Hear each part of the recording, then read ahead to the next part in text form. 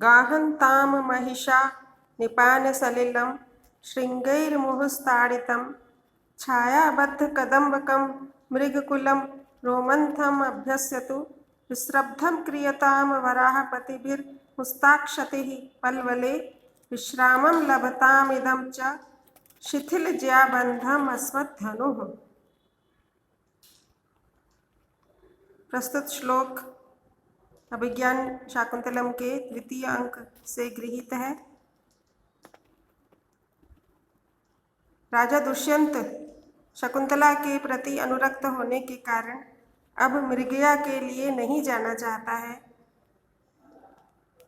और वह सेनापति से कहता है कि हम आश्रम के निकट पहुँचे हुए हैं, इसलिए यहाँ मृगया अथवा शिकार करना उचित नहीं है। प्रस्तुत श्लोक में कवि ने प्रथम चरण में महिषा शब्द से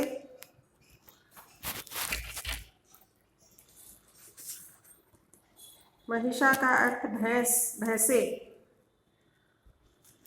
मृगकुलम का अर्थ है हिरणों के समूह और तीसरे चरण में कहा गया वराहपति भी, वराह का अर्थ सुअर।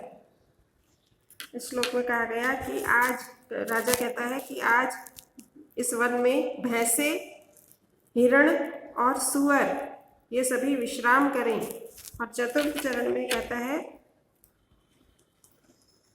अस्मद्धनु, हमारा यह धनुष भी आज विश्रामम लभताम, विश्राम प्राप्त करे। प्रारंभ से शब्दों को देखें। महिषा श्रृंगे मुह ताड़ितम निपान सलिलम गाहन्ताम, आज भैंसे सींगों से बार बार, श्रृंगे मुह ताड़ितम, सींगों से बार बार उछाले गए सरोवर के जल में स्नान करें।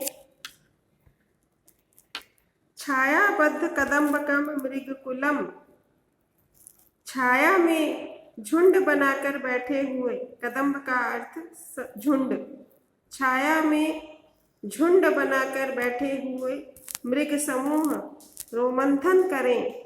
रोमंथन का अर्थ जुगाली अथवा चर्वित चरवण।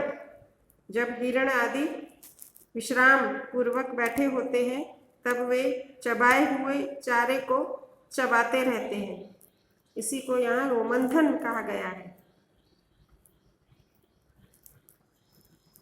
वराहपति भी पल्वले मुस्ताक्षति विस्रब्धम क्रियताम, आज पलवल में, पलवल का अर्थ सरोवर, सरोवर में सुअर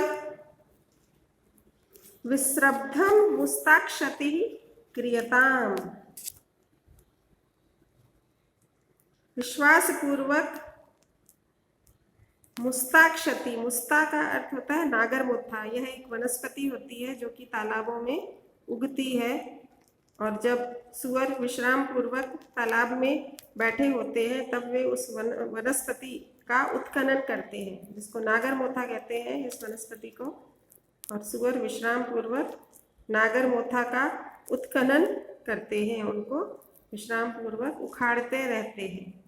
इसलिए राजा कहता है कि आज सरोवर में सुअर विश्राम पूर्वक, विश्वास पूर्वक नागरमोथा का उत्खनन करें। और अंतिम चरण में कहते हैं शिथिल ज्या बंधम अस्मत् धनु, शिथिल प्रत्यंचा के बंधन वाला, ज्या का अर्थ प्रत्यंचा, शिथिल प्रत्यंचा के बंधन वाला अस्मत् धनु, हमारा यह धनुष भी विश्रामम लभताम, आज विश्राम को प्राप्त करे। इस प्रकार राजा ने यहाँ यह कहा है कि आज हम मृगया के लिए नहीं जा रहे हैं, यहाँ आश्रम के निकट मृगया उचित नहीं है और इसलिए आज वन के भैंसे, हिरण और सुअर विश्राम पूर्वक रहें। और अंतिम चरण में कहा गया कि आज हमारा यह धनुष भी शिथिल प्रत्यंचा के बंधन वाला हो जाए और विश्राम करे।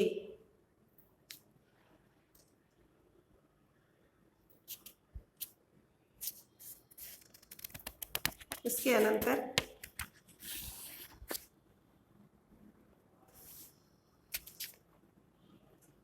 श्लोक संख्या 7। शम प्रधानेषु तपोधनेषु गूढ़ं हि दाहात्मकमस्ति तेजः स्पर्शानुकूला इव सूर्यकान्तास्तदन्य तेजो अभिभवात् वमन्ति। यहाँ राजा दुष्यंत सेनापति आदि को यह निर्देश दे रहा है कि यहाँ वन में ऋषियों को क्रुद्ध करना उचित नहीं है। यहाँ वन में तपोवन के निकट इस प्रकार का कोई कार्य करना